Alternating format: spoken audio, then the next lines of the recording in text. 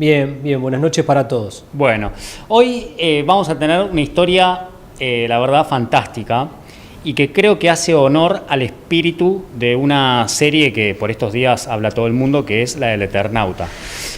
Porque más allá de la ciencia ficción y de ser una historia conocida, también nos habla de ciertos valores, ¿no? La solidaridad, la superación, lo que tiene que ver con sobreponerse a las adversidades, con lo que fue esa invasión y bueno, cómo la gente superaba todo eso, lo desconocido, ¿no?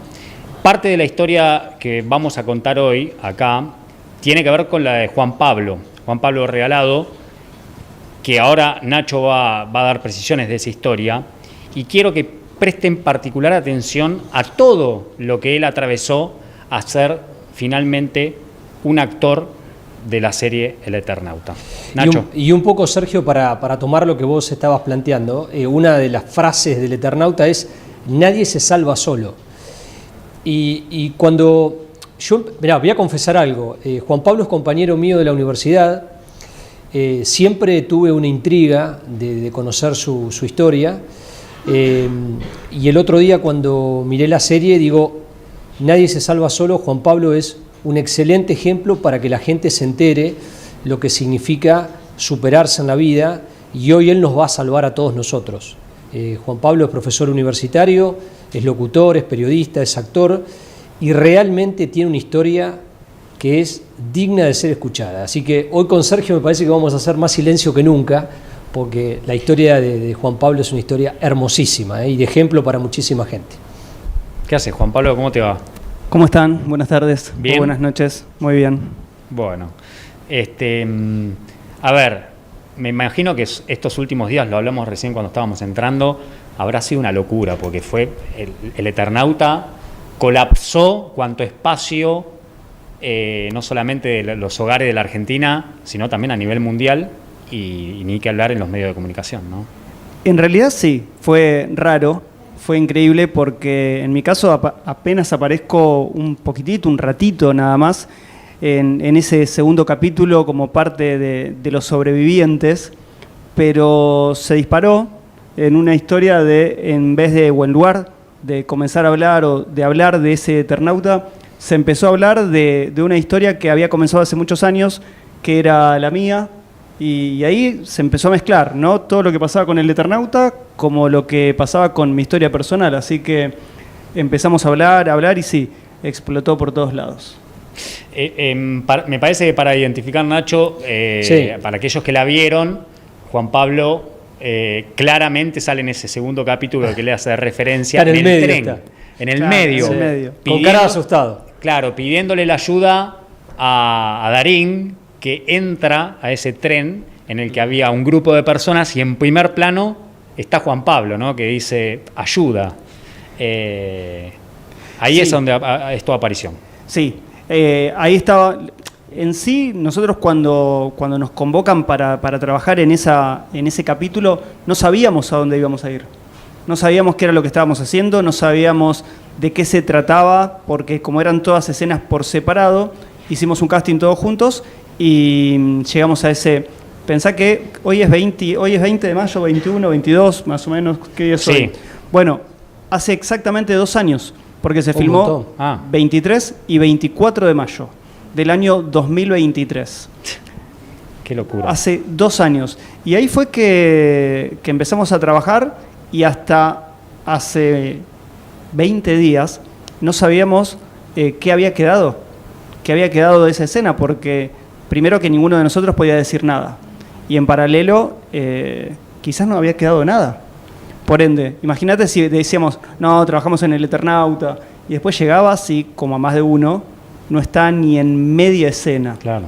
Aparte, así que nos quedamos calladitos, por contrato también nos quedamos calladitos, y ahí está, por suerte en una escena donde la verdad que sí, quedó bueno ese paño, sí, que tomó, así que se aprovechó.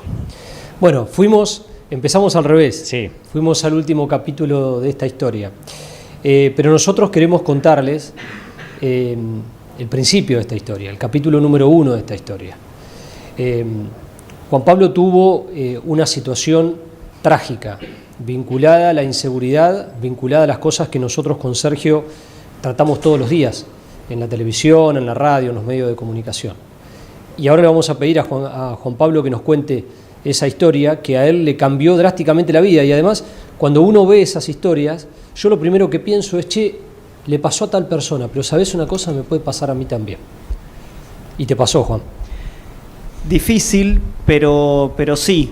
Siempre cuento cómo fue que pasó. Yo venía de trabajar, estaba en la puerta de casa y fue exactamente el 16 de diciembre del año 2002, cuando llegando a casa, digo, por seguridad, dejo el auto en la puerta de casa.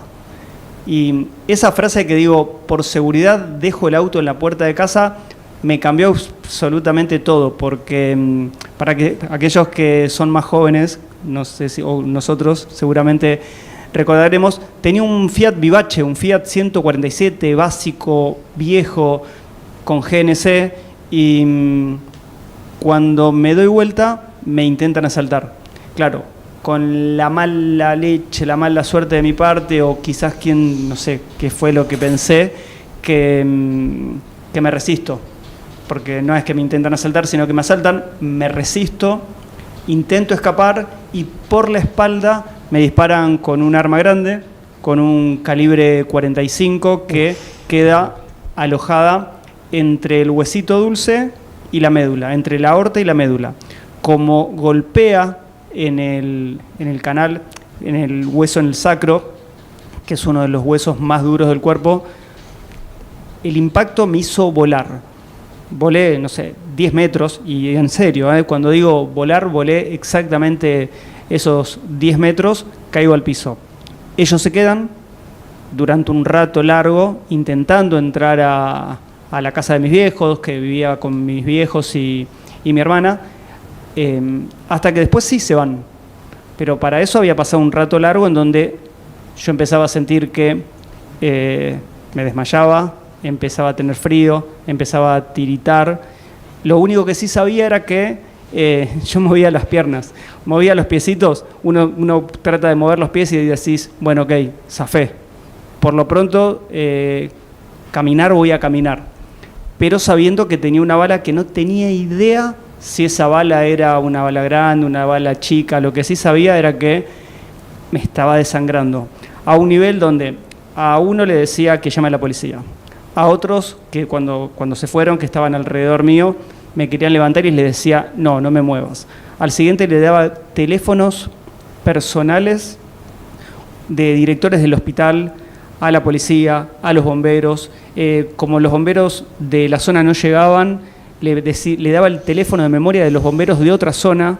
Cuando no sabían a dónde me iban a llevar, les decía, bueno, esperen, vayamos al hospital de Wilde, porque es el más cercano, y ahí hasta que logré que me lleven al hospital de Wilde.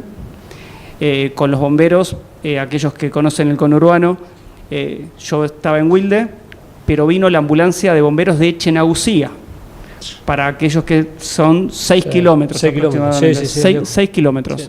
Así que llegaron, me llevaron, hablando de todo lo viejo funciona, en una chata, en un F100, en una tabla, así, me llevaron. Me pusieron arriba de una tabla, arriba de un F100, y esa era la ambulancia, porque era la ambulancia de rescate que me dejaron en el hospital de Wilde. Che, Juan Pablo, y capaz que no, preguntártelo ahora, pero vos en ese trayecto que te estaban llevando al hospital, ¿pensaste, acá algo me va a pasar? ¿Y cuándo te enteraste que había alguna consecuencia producto del disparo que te hicieron esos delincuentes? Yo ahí sabía que sí o sí me estaba muriendo, pero porque llegué a dar las claves de correo electrónico a una de mis hermanas que estaba en el lugar. ¿Pero por qué? Porque me empezaba a tener frío. Claro. Empezaba a tener frío y yo sentía que empezaba a hablar más lento, empezaba a moverme menos y tenía dolores por todos lados. Eso sí, llego al hospital, me hacen todos los controles y dicen, bueno, quedémonos un día o se queda una noche a ver si pasa la noche, porque en realidad no se sabía si iba a pasar la noche. paso esa noche porque como tenía una bala dentro de la espalda, lo que tenían que ver era si esa bala se movía, si había que sacarla o no había que sacarla. Deciden no sacarla. ¿Por qué?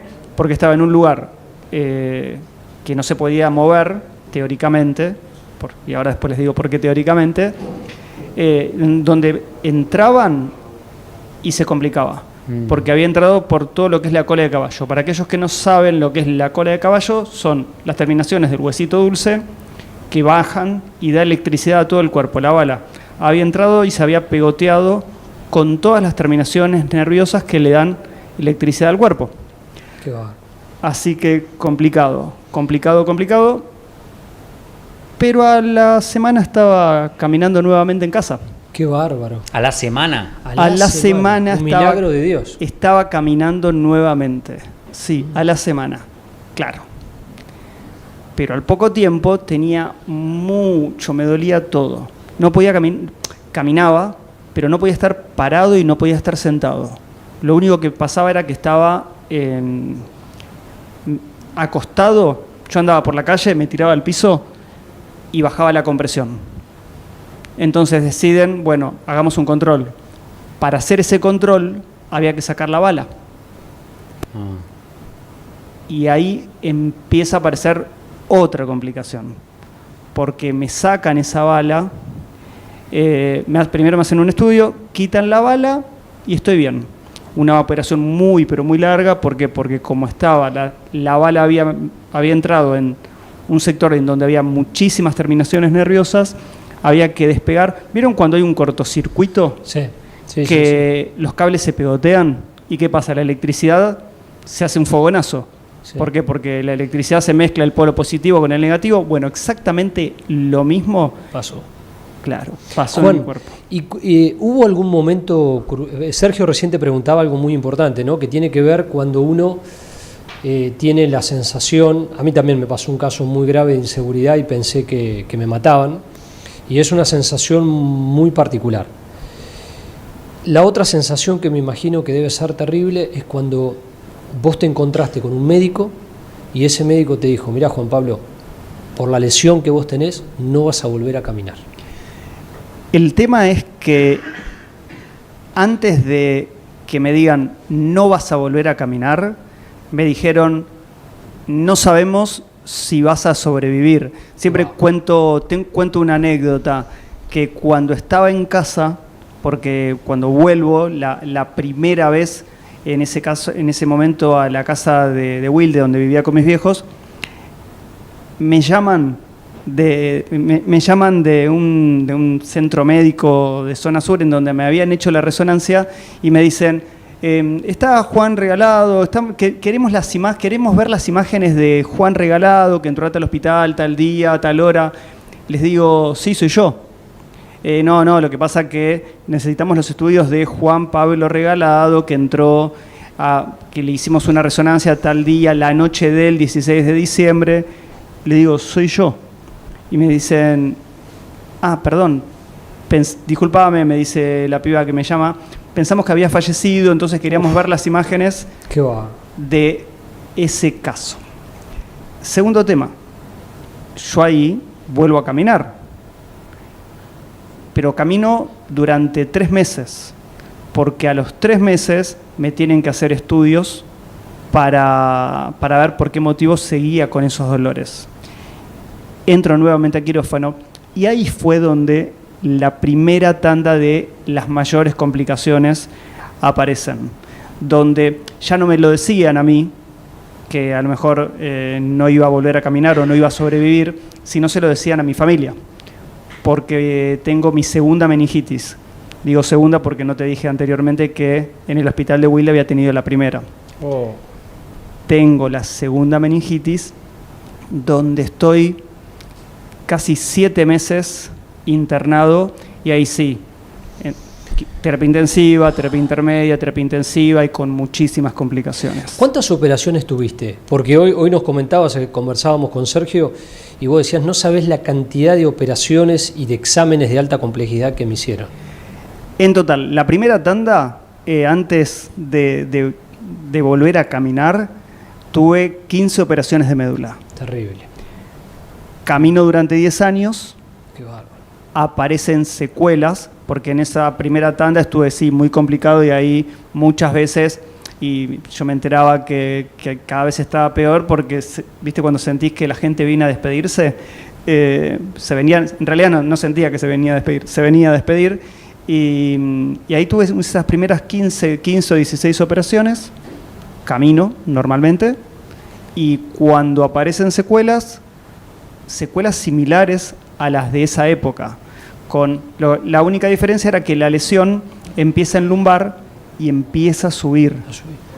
Cuando vos tenés una lesión medular en la parte baja, tenés algo de movilidad de las piernas.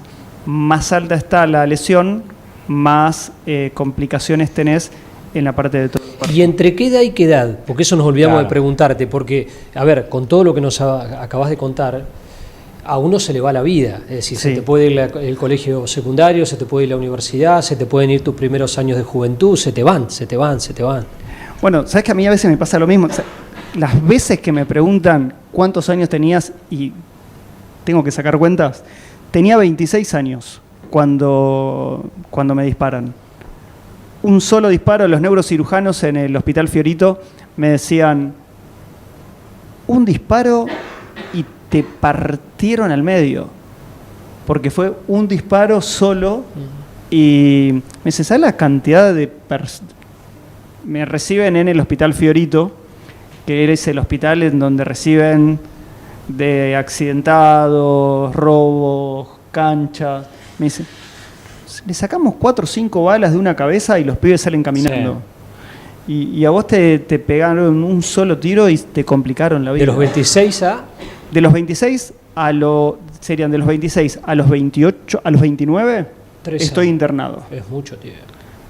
Camino, pensás, a los 35, 36. Es muchísimo. Y a los 36 hasta los 39 también estoy internado. O sea, para resumir, de acuerdo a lo que te escucho, vos entraste a un hospital con un disparo en la espalda, que te quisieron afanar o te robaron. Entraste con un disparo, saliste caminando y así estuviste 10 años con dolores y todas las complicaciones. Y entraste para hacer estudios de alta complejidad y saliste en silla de ruedas.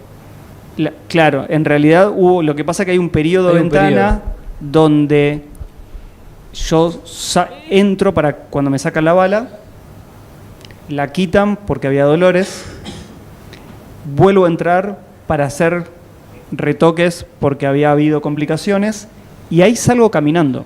Qué bueno. Pero en total de los 26 a los 39 años, es una camino. Locura. Es una locura. Claro, todo el proceso. Claro, porque yo salgo caminando, con muchas complicaciones, pero salgo caminando. El tema es que 10 años después de cuando vos ya te habías olvidado claro. absolutamente de todo, aparecen secuelas similares a las del 2002, 2003, claro. 2004, 2005, donde te dicen, che, ¿qué pasó? No se sabe. Me olvidé de preguntarte a los delincuentes que te robaron. ¿Los agarraron? ¿Nunca aparecieron? Nada, y siempre cuento que cada tanto entraba en el expediente para ver qué era. Quería ver, pero estuve tan mal que te olvidaste. En realidad la cabeza en ese momento era, no nos preocupemos por la causa. Claro. Porque venía, cuando me sacan la bala, recuerdo que me la dejaron, viste, llega la policía, llega el fiscal, pusieron la bala en la mesita de luz. A algún lado fue, porque yo cuando la sacaron, la vi un ratito ahí y se la llevaron, pero después estuve tan mal que lo único que me preocupaba era recuperarme. Salir, primero logré salir. Cuando salí necesitaba volver a caminar. Cuando vuelvo a caminar, pasaron 2, 3 años, y la verdad que yo ya estaba en otra cosa. Igualmente el caso no se resolvió. No. No se resolvió como tantos otros. No se resolvió. Juan, a ver, estoy pensando, creo que una de las, vos lo sabés y lo vivís como periodista, creo que una de las cosas más importante que tiene que tener un periodista es la empatía, ¿no? Y estoy tratando de meter en el cuerpo y de sentir lo que vos sentiste, pero es imposible. Cuando te pasa una cosa así, te cansaste de llorar, te cansaste de putear, te enojaste con Dios, te enojaste con la vida, te deprimiste. ¿Qué fue lo que te pasó? Porque estoy pensando qué me pasaría en una circunstancia como esa, ¿no? Depende de la personalidad, calculo, de la historia familiar de cada uno. ¿Qué te pasó?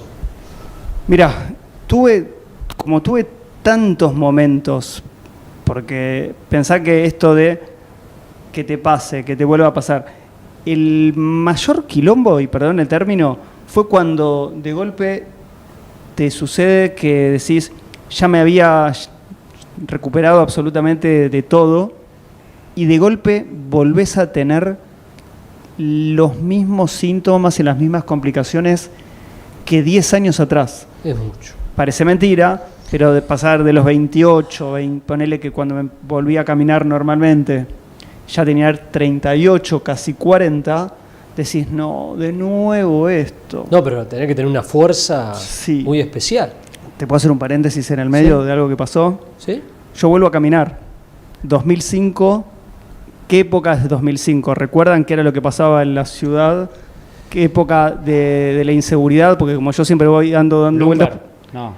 Antes. No, ahí. fue la época de los secuestros extorsivos, 2002, 2003 hasta 2005. Correcto. Ahí fue donde secuestraron al hermano de Riquelme, al papá de Pablo Echarri, al suegro de Susana Jiménez, al padre de los Milito, fue el de Matías Berardi, fue lo de Axel Blumberg, es decir, fue un desastre. Correcto. Y me lo hicieron a mí. ¿A vos también te secuestraron? Me hicieron un secuestro express. Sí, yo cuando lo cuento no. parece... Sí, yo ya me sonrío muchas veces. O sea, en 2002 te pegaron un tiro, vuelvo a caminar. caminás de milagro y 3 años más tarde te secuestran. Sí. ¿Y cómo fue eso? También en Avellaneda. Qué va. La Carra y Mitre. Sí, es conocido. Sí. Frente a la Telefónica. Sí.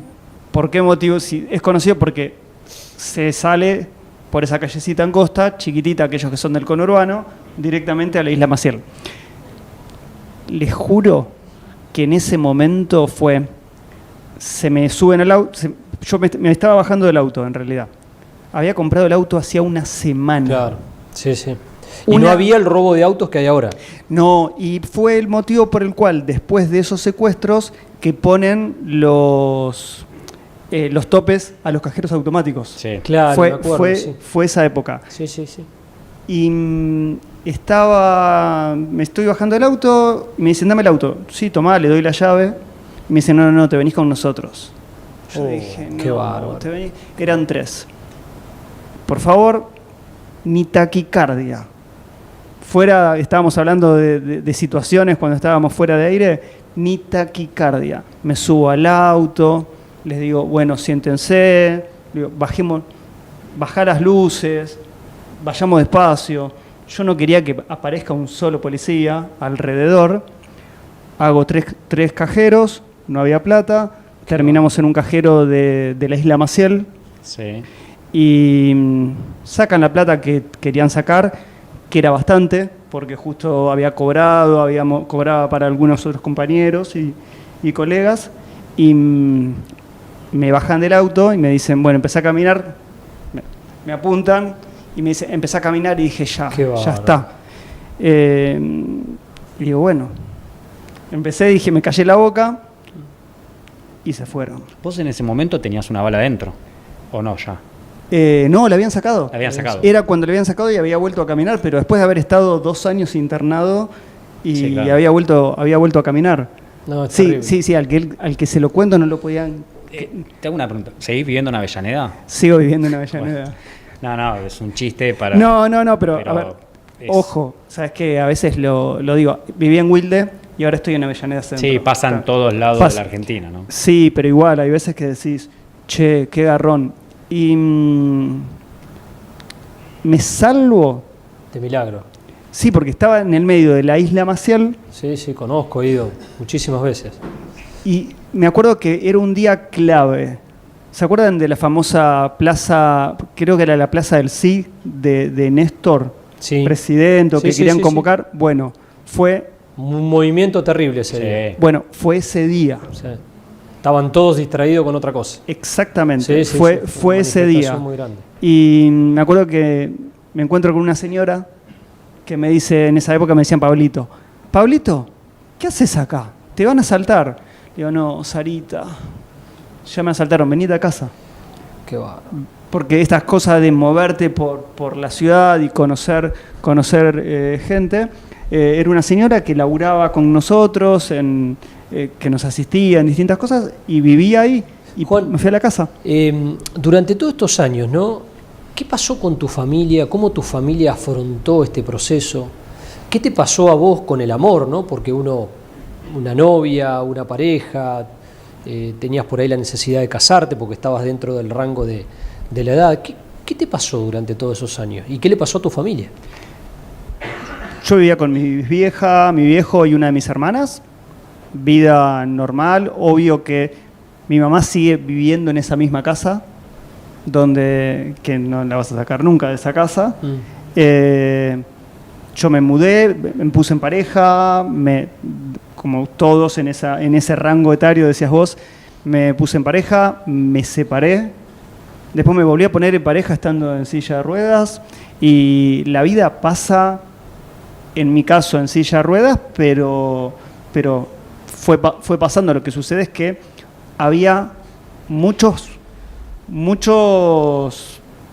tiempo estancado. Claro. Porque cuando, no sé, saltaste esa época, estuve durante casi 3 años nuevamente internado. No, terrible. Por eso te digo, ¿tu familia cómo hizo? Sí, se la bancan. Creo que sí. Te la podés bancar, te podés derrumbar absolutamente, podés tener una mirada positiva y decir, bueno, esto va a pasar, todo pasa, es momentáneo. En realidad creo que siempre, estando tanto tiempo en un centro de neurorehabilitación, porque piensen que al ser una lesión medular tiene que ver con la parte neurológica central, entendés y empezás a hablar con muchos compañeros, muchas familias de pacientes que van pasando lo mismo. Y al principio y es una complicación. Creo que a veces es mucho más difícil para la persona que ve en qué situación estás que uno. Yo la sufrí, la peleé. Imagínense que apenas apretaba una pelotita y lo único que hacía era mover esa pelotita así con la mano porque había tanto dolor que respirar me dolía, hablar me dolía, gritar me dolía. Hace poco me crucé un fotógrafo que hacía como 20 años que no veía y apareció porque también leyó una de las notas que me habían hecho y me dice, nosotros cuando íbamos a visitar queríamos que esto termine. En serio me dicen, Juanpi, era imposible entender, hoy es imposible entender que vos estés vivo. Porque los médicos, vos retomo una pregunta que me decías vos con respecto a cuando el médico te dijo cómo fue que cuando te dijeron que ibas a estar en silla de ruedas. Había 2 opciones y eso ya era 2015. O me quedaba en el quirófano o quedaba en silla de ruedas. Y yo entré al quirófano sabiendo que posiblemente o que en un 80% podía quedar en silla de ruedas. Pero también sabía que si a mí no me operaban, la lesión seguía subiendo. Y si seguía subiendo, esto que yo tengo en las manos, que tengo la posibilidad de manejar, moverme, hacer fuerza en la silla de ruedas, y quizás iba a ser mucho más difícil. Estamos, para el que se engancha ahora, estamos hablando con Juan Pablo Regalado, actor de la serie El Eternauta. Él tiene una historia personal tremenda que es la que nos está contando, vinculado a la que la inseguridad lo llevó a donde está ahora, ¿no? En silla de ruedas, pero esta historia de superación. Y vos me decías, imagino que anímicamente esos primeros tiempos, después de que te dijeron no vas a poder caminar, se te derrumbó el techo, digamos, se te vino abajo, básicamente. En ese momento estaba en la clínica. Y cuando yo llego a la clínica, creo que cuando te dicen vas a rehabilitación, lo primero que crees que haces cuando te dicen vas a rehabilitación es volver a caminar. Pero al poco tiempo entendés que rehabilitar no significa volver a caminar. Claro. Rehabilitar significa tratar de hacer de la mejor manera posible las cosas. Lo posible. Lo posible. Rehabilitar lo que se puede. O rehabilitas una pierna. Yo salí en ese momento casi caminando, pero yo sabía que iba a salir en silla. Y lo primero que me dijo la fisiatra era que no iba a volver a caminar, que tenías que pasar una silla de ruedas. Y la mandé a cagar. Claro. Yo, Sí. después recompusimos, porque lo mínimo que hice fue mandarla a cagar, siendo la fisiatra de ese centro que te venía a decir las cosas... En la cara. Claro, vino a decir las cosas en la cara. Pero ahí entendés que rehabilitar es eso, y bueno, capaz que es tener mejor control de tronco. Cuando hablo de la estabilidad, si yo no tuviese un buen control de tronco, de tener estabilidad, no podría estar sentado con una silla con un respaldo chiquito. Ese respaldo chiquito te permite tener una silla liviana. La silla liviana te permite poder subir y bajar del auto mucho más fácil. Imagínense que si tengo una silla de 20 kilos, no podría estar subiendo y bajando la silla continuamente. Impresionante. Entonces Ahora, hago eso. Sí, Juan, a ver, yo leyendo el currículum de Juan digo, no puede ser. Mirá que lo vi muchas veces en las reuniones de profesores y digo, bueno, estamos realmente en un fenómeno. A ver, periodista, locutor, actor, profesor universitario y atleta. Casi se me van los 5 dedos de la mano en contar las cosas que ha hecho Juan con todo lo que le pasó. ¿Cómo hiciste? Voy atrás para adelante. Con respecto a actor, tengamos en cuenta que a nivel ficción es la primera vez que hago algo en ficción. Bueno, agrandate un poco, no pasa nada. Pero sí, pero empezaste muy arriba. Claro. Ahora tenés para bajar. Claro, hablando de eso, para mira, bajar ahora. Ese es el problema. Igual, venía haciendo publicidad, sí, venía haciendo bastante publicidad, y siempre con la mirada puesta en el usuario de silla de ruedas y en la inclusión, porque para el exterior muchas veces buscan personas con movilidad reducida, con silla de ruedas, porque es algo más, porque es parte de la vida cotidiana. Es por eso. Atleta, y hacía tenis de mesa, empecé a hacer tenis de mesa, vos dijiste que con la actuación había ido bien arriba. Con tenis de mesa hice lo mismo, cuando hacía rehabilitación y me dice una kinesióloga, Marcia se llama, y me dice, Juanpi, basta de hacer rehabilitación todos los días, hay que empezar por el sistema, hay que dejar el sistema de salud. Y está buenísima la frase de dejar el sistema de salud para hacer rehabilitación, porque haces rehabilitación, pero te corres de ese ámbito y empezás a vincularte con gente que tiene la misma complicación o no que vos. Y digo, ¿qué hago? Tenis de mesa. ¿Y en dónde? En el CENARD. Me fui a hacer una prueba al CENARD. Al CENARD. Arrancaste alto también. Y también quedé. Qué va. Porque sos un talentoso, no hay duda. Porque tampoco quedé como parte de la selección argentina, pero sí hacía tenis de mesa en el mismo lugar que hacía la selección argentina. Qué va. Vino la pandemia y se cerró para los atletas que no éramos de elite, más allá de que estuviésemos haciendo elite. Y ahí empecé a correr. Qué va. 31 de diciembre, maratón de carrera de San Silvestre en el Obelisco. Perdóname que sea... Porque terrible. Yo algunas veces, yo también he corrido, y te confieso que cientos de veces, dije, salir hoy, viste, la fiaca. ¿Cómo fue esa primera vez que vos saliste a correr? Perdón, en silla de rueda. ¿Cómo? Qué bárbaro. Y en realidad porque necesitaba hacer algo. Al principio... ¿Pero qué se te pasa por la cabeza? Me tengo que sobreponer, esta cosa no me puede estancar, yo puedo más. Bueno, el yo puedo más creo que me pasó siempre. Siempre dije, está claro. Siempre dije, acá tengo que hacer algo más, acá nunca me quedé en nada. Quizás desde el primer momento que ese de shock adrenalínico donde daba las órdenes en el piso y decía, estaba tirado en el piso y ordenaba qué tenía que hacer cada uno para que la gente no se pusiese nerviosa mientras yo estaba muriéndome. Qué bárbaro.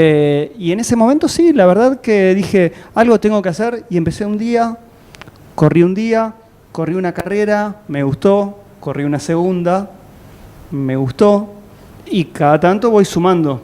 No, pero además, un poco para completar lo que planteaba Sergio, la composición corporal, vos ahora haces fuerza con la espalda, con Claro. el abdomen, con el pecho, con los brazos, es decir, te cambia todo. Dijiste abdomen y el gran problema de cuando vos estás en silla de ruedas y tenés una lesión medular es que no tenés abdomen. No hay abdomen. Claro. Entonces, todo lo que tiene que ver con el abdomen tenés que tratar de recuperarlo con las escápulas y si ustedes ven una foto mía, quizás hace un año, estaba ahí y en cambio ahora trato de Más estar derecho. más derecho. ¿Por qué? Porque estás controlando con las escápulas, corriendo, entrenando, haciendo un poco de pesas. Piensen que yo todo lo hago con los brazos. Sí, no, la fuerza Transfer- que debes tener en los brazos no la tenemos ni Sergio ni yo juntos. Claro, Increíble, transferirme Qué bárbaro. al auto. Yo me subo al auto con los brazos, me bajo del auto, me baño, me paso a una silla de baño. Haces todo solo, Sí, no sí. necesitas ayuda. No, Qué bárbaro. no, vivo. Bueno, ¿Cómo cuando haces en el edificio, por ejemplo?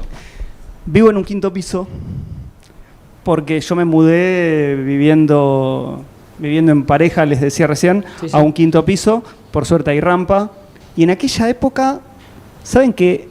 Recuerdo que le faltaba la baranda de la puerta de entrada, Claro, que es muy importante. y ¿saben que yo caminando sin saber lo que me iba a pasar, peleé esa baranda? Digo, Mirá mira, esas cosas que No se tiene, te ¿no? hubiese ocurrido. Nunca. Sí, Juan Pablo, bueno, nos quedaron los dos capítulos, el de periodista y el de locutor, El de locutor. que tampoco es fácil. No, porque trabajaba en turismo, era muy joven, Mirá vos. trabajaba en turismo, pero siempre que estaba ya desde la escuela secundaria quería ser locutor, cambio de colegio, estaba en una escuela secundaria técnica y paso a un bachiller pedagógico, esas cosas que tiene la vida. ¿Se acuerdan de una materia que era taquigrafía o estenografía? Sí, sí. Sí, la padecí. Bueno, repetía por estenografía de segundo bárbaro. y no de tercero. Entonces dije, no voy a perder un año. Y aparte quería ser locutor. Así vos. que me fui a estudiar a otro colegio, hice un bachiller pedagógico y ahí conocí a un amigo que hacía un programa de radio ya. Y ahí me sumé. Mirá Y al vos. poco tiempo empecé a estudiar. Qué bárbaro. Más allá de lo físico, claro. Qué bárbaro. ¿Qué te cambió ese disparo? ¿Qué te cambió el hecho de no poder volver a caminar? Más allá de lo físico, obviamente. ¿Sabes que no sé si me cambió algo? Mirá vos. Porque creo que cada vez hago más cosas. Qué bueno. Deporte, no sé si hacía el deporte que hago ahora. En los últimos años que cuando caminaba y estaba quizás como ustedes, laburando 24, ahora también laburo 24/7, pero quizás no me ponía a pensar y decir, bueno, ok, me detengo una hora y me pongo a hacer deporte. Yo hoy a la mañana a lo mejor hay días de la semana que mi despertador suena a 5:30 porque también tengo que prever muchas cosas. Claro, sí. Toda la preparación. Y en silla de ruedas tenés que prever ese tiempo. Entonces, para salir a las 7 menos cuarto y yo me tengo que levantar 5:30. ¿Y a la casa la tuviste que adaptar un poco para continuar lo que decía Sergio? Las mesas, las sillas, la cama, el baño. ¿Cómo adaptaste tu vida, no? Porque muchas veces el lugar donde uno vive no estás preparado. Claro, ahí yo tomé el tema como algo personal y diario, pero lo único que tuve que adaptar y además no me dejaban salir de la clínica si no lo adaptaba era el baño. Mirá vos. Mirá. Por suerte, piensen que la mayoría de los departamentos tienen baños chicos. Por suerte mi baño era un baño amplio, Claro. donde saqué el bidet. Al sacar el bidet tenés un buen giro de la silla, entonces vos entrás, girás y el espacio del bidet lo utilizás para que la silla se apoye. Cambié el inodoro, puse un inodoro más elevado y 2 barrales de seguridad. Al principio solamente modifiqué eso. Después tenía bañera. ahí sí, al principio te transferís a la bañera, te bajás, te levantás. Imagínate esto, te pasás a una parecita, te deslizás y te bañás en la bañera, te levantás, te apoyás con los brazos, te transferís a la pared, de la pared a la silla. Cuando terminaba de bañarme, me quería ir a dormir. Claro, estaba fusilada. Me quería ir a dormir, pero así, Sí, en sí, serio, no aguantaba más. Saqué la bañera y puse un banco de ducha. El típico banco de ducha donde se pone contra la pared, ducha plana arriba, y con eso fue suficiente. En la cocina, y literal, tendría que hacer alguna modificación, como bajar el barral del desayunador, pero ya me acostumbré a tenerlo alto, y también tendría que quizás sacar de la parte de la mesada. Yo hago todo de costado. Claro. Ah, claro. Ustedes acá atrás tienen para poner los pies. En cambio, en mi caso, yo si estoy cocinando, cocino de costado. Claro. ¿Por qué? Porque lo mismo me pasa cuando doy clases. Sí, sí, claro, Si te choca. si tenés que dar clases, si tenés que escribir en un pizarrón, no podés. No podés. Exactamente. Entonces, si vamos a los hechos, tendría que sacar eso. Claro. Che, Juan, me gustan las conversaciones así muy profundas. ¿No te enojaste nunca con la vida? ¿No te enojaste en decir la puta madre, ¿por qué me pasó a mí? Mirá que a nosotros nos pasa, que siempre nos enojamos y decimos, ¿por qué me está pasando esto a mí? ¿No te enojaste con la vida? Dijiste, la puta madre, ¿por qué me pasa esto? ¿Saben que no recuerdo que he sufrido? Y he tenido muchísimo dolor. Pero como al principio te decía que mi preocupación era la de salir adelante y no preocuparme por la policía, en ningún momento pensaba en enojarme, sino en tratar de recuperarme. Qué va. Tenía tanto dolor. Con la meningitis tenía bolsas de hielo en la cabeza porque te estalla. Cuando vos tenés meningitis, las meninges se te inflaman, Claro. se te inflama el ventrículo acá y se te rigidiza todo el cuello. El cuello. Entonces, la única forma que tenía para bajar esos dolores era bolsas de hielo. Qué va. Bolsas de hielo. Lo único que pensaba ahí era en que no me duela nada. No tenía tiempo ni cabeza. Quizás es que no tenía cabeza para decir, che, estar enojado. Y cuando, ponele, el momento en el que ahí sí, de golpe estás pensando en que no vas a volver a caminar, si la pasás mal, iba a ser el doble de problemático.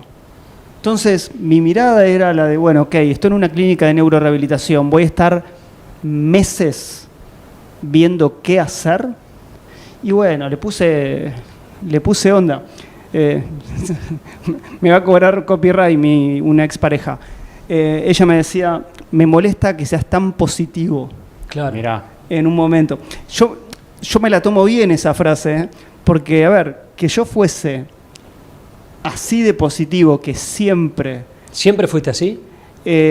¿O la sí. tragedia te cambió No, la cabeza?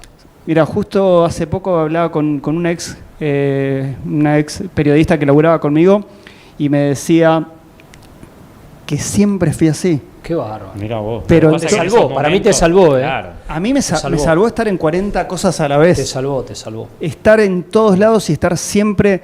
Nunca pude laburar en un solo lugar. Imagínate que laburaba a la mañana en Olivos, viviendo en Wilde.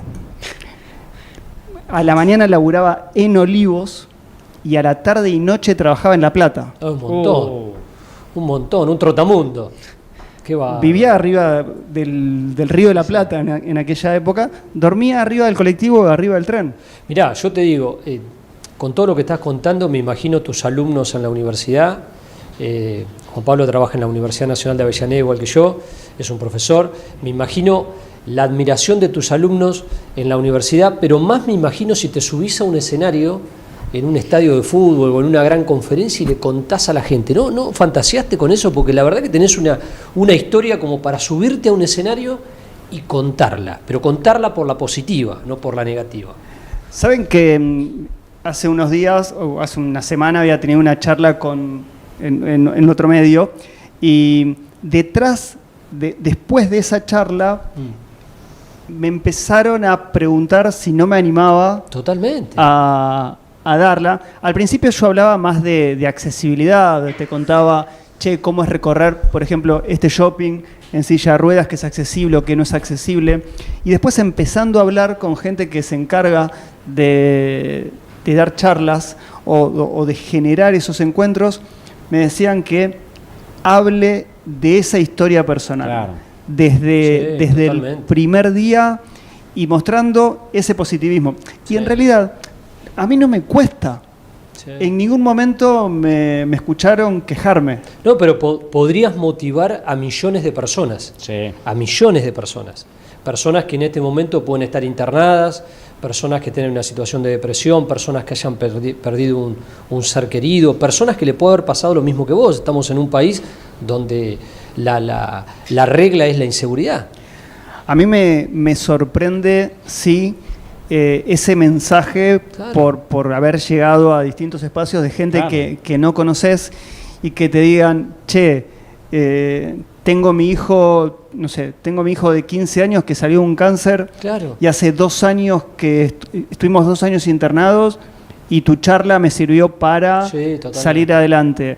Familias enteras que dicen de golpe, cuando a mí me dicen de golpe, y a mí me duele la cabeza, ahí me quejo. Bueno, ahí cada uno tiene su umbral, claro, del dolor, que en donde uno no se puede meter en el dolor del otro. Sí, cada uno sufre. Porque es eso. Bueno, tantos años después, ¿15 operaciones dijiste o fueron más? Porque dijiste un primer tramo. El primer tramo 15, después otras 15. Tengo 32 operaciones de médula. Récord mundial de operaciones. 32 operaciones. Sí, porque empezó en lumbar y hoy la última operación es cérvico-dorsal. Terrible. Es decir, que yo pueda mover las manos y que tenga este control de tronco es porque hay que laburar mucho. Pero sí, empezó en el huesito dulce y las últimas operaciones son acá, a la altura del cuello. Qué bárbaro. Sí. Obviamente el motivo del programa de hoy fue el Eternauta, porque creo que es mejor que el Eternauta. Es mejor que el Eternauta. Lo superó ampliamente al personaje. Pero también estoy pensando lo que fue el Eternauta, más allá de la ficción, si la serie está buena, ¿no? Que para mí estuvo buenísima. Es como concentró todas estas, hay muchas historias, ¿no? Entre ellos la tuya, es increíble. ¿Sabes qué? El otro día alguien en un canal decía, ¿cuántas historias dejó el Eternauta? Sí, y creo que también ahí el director, asumo que tenía esa... Sí, como mojones fue dejando. Tiene esa capacidad, claro, de elegir distintos personajes, y es la vida misma. Y en el Eternauta no había un pibe con una parálisis facial, tampoco había un pibe en silla de ruedas, tampoco quizás había una piba de Rappi, pero que fue agregando cosas que sabes que a nivel mundial también es la vida. Es la vida. Yo ahora no tengo presente si en la escena vos aparecés con una prenda roja, no tengo presente. Sí se te ve la cara como de asustado y desesperación, ¿no? Que le pide a Darín, no me acuerdo ahora del personaje. A Juan Salvo. A Salvo, en el centro de la escena, como abriéndolo. Está en el medio. Ayuda, ¿no? Como no nos dejes acá tirado adentro del tren. Porque estoy de verde, estoy de remera verde. Y estoy en ese grupo de gente que se tira contra el vagón, donde adelante nuestro están todos los cuerpos, todos los que habían fallecido. Y sí, lo que queríamos era agua. Eso, voy a unir lo que te dijo Sergio, y pensando en la metáfora del vagón, y pensando en que en un vagón de tren puede haber distintas historias. ¿Cómo se portó la gente con vos? El común. ¿Se te tiró encima? te hizo una diferencia, te trató de igual a igual, porque eso yo siempre lo pienso, cuando a una persona le puede pasar lo que te pasó a vos en una silla de rueda, o una persona con una muleta, con un bastón.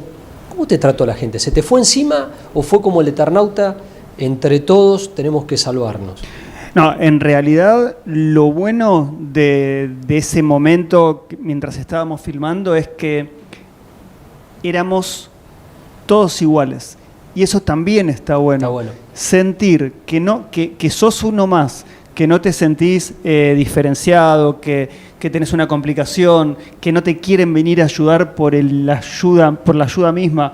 Esta cosa del asistencialismo que todavía tienen, que tiene la mayoría, pero ¿por qué? Porque la empatía a veces te juega en contra, en querer ayudar continuamente, pero en el caso de la filmación, desde el inicio, donde tenía un productor que me ayudaba, colaboraba y asistía, si fuese necesario, pero después en ningún momento me sentí que era una persona con discapacidad en el medio de un set de filmación. ¿Y en el día a día? Acá en el shopping, en la calle, en el colectivo. Ahí tienen otro programa. Claro. Porque ¿Cómo es el tema? Ahí hay de todo. Yo eso siempre me lo pregunto, digo. Ahí hay de todo, porque muchas veces es fácil, sí, pero después tenés las típicas complicaciones que vos decís, che, los autos nunca... Ahora ya nadie te estaciona en una rampa. Ahora nadie te estaciona en una rampa. Es mentira. Siempre hay alguien que te estaciona en una rampa.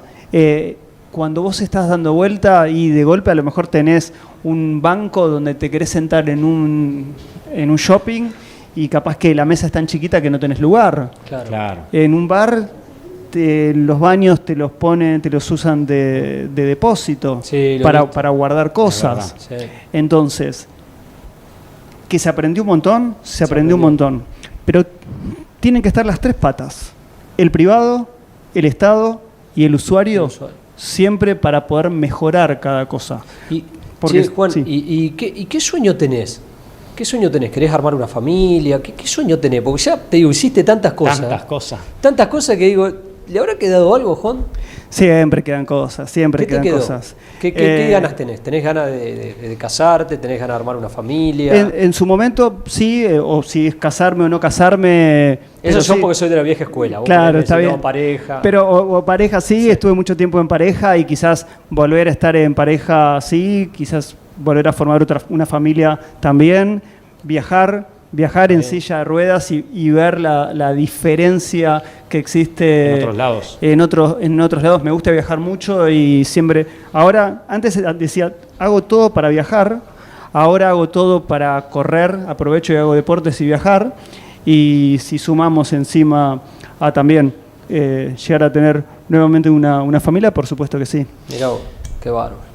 Che, Juan, nada, yo agradecerte. Me parece que lo que estuvimos charlando es muchas veces que uno te ve y te dice, che, ¿qué te pasó? Bueno, quisimos contar un poco la historia de Juan. No, es increíble, es una historia. 32 operaciones, un tiro en la espalda, sobreponerse a eso, después que entrar otra vez al hospital, salir en silla de ruedas, multifacético. Es increíble. Y terminar, bueno, en una de las series del momento, y te diría del año, y bueno, se viene una segunda temporada, dicen. Se viene una segunda temporada, dicen que es de 8 episodios. Mi personaje... Yo creo que después de todo esto te van a convocar. Yo creo que también. Espero que no sea para vestirte de cucaracho, de cosas raras. Esperemos que no. Escuchame, aunque sea, yo sé que ahí debe haber contrato de confidencialidad, claro, pero aunque sea un mensajito, che, estoy adentro, estoy en el proyecto. Es increíble que mucha gente lo plantea. ¿Cómo es que no avisaste? Claro. Qué loco, ¿no? Sí, y al principio cuesta.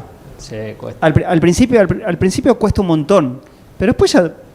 pasó el tiempo. Sí, ¿sabés qué me quedé pensando? Creo que es una excelente oportunidad. ¿De qué te gustaría laburar? Porque creo que vos estás para la radio, para la televisión, para el streaming, creo que serías, pero... En todo ese orden, porque sí, ese es mi problema, que todo lo que hago... Yo te pondría en cualquier lado porque creo que tenés una imagen y tenés un mensaje tan positivo que sea en la radio, sea en la televisión, sea en un streaming, sería fantástico. Todo eso que...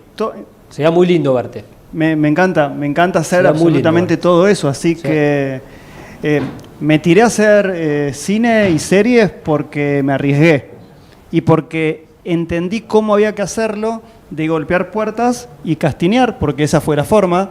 Golpeé y me empezaron a llamar y toda la parte de radio, de tele, es lo que me encantaría poder hacer. Mirá vos, qué bárbaro. Juan Pablo, nada, estamos terminando. Yo ¿Una hora personalmente- hablamos? Una Sí, hora hablamos, mirá. ahí estamos mirando el reloj. El reloj, agradecerte. Nada, además, escúchame, te retengo de la serie y después, bueno, conocer tu historia es como muy fuerte, Muy ¿viste? fuerte. Hay que tener una fuerza, una voluntad. Así que te admiro, te felicito por cómo te sobrepusiste a todos los el episodio de inseguridad y lo que generó, ¿no? Esa bala. Y sobre todo por la pila que tenés, pues no, es verdad que no parás. No parás. Viste que dicen que Mirta Legrand trae suerte, Juan Pablo trae suerte. Juan Pablo trae suerte. Porque es difícil hoy encontrarse con una persona con esa pila tan positiva y ir tan para adelante. Exactamente. Te digo, te confieso, yo lo conozco a Juan Pablo de la universidad, nunca me imaginé la historia que había atrás. Es Nunca tremendo. me lo imaginé y creo que era una historia que se tenía que conocer. No tengo la menor duda que se tenía que conocer. Está bueno para aquel que vio El Eternauta, que conozca la historia de este actor que aparece ahí en el segundo capítulo. Aquellos que no la vieron, bueno, no les vamos a spoilear tanto. Pero ya está. Mírenla, ya saben que cuando se lo encuentren a Juan, esta fue su historia que compartió hoy. Gracias por venir. Sergio, Gracias. muchas gracias. Nacho, muchas gracias. Muchas gracias, Juan. Y bueno, esperemos verlo a Juan dentro de poco en alguno de los medios de comunicación, porque vale la pena. Exactamente. Y nosotros nos volvemos a encontrar el próximo lunes, acá a las 20, en este espacio, Testigos por Live Streaming.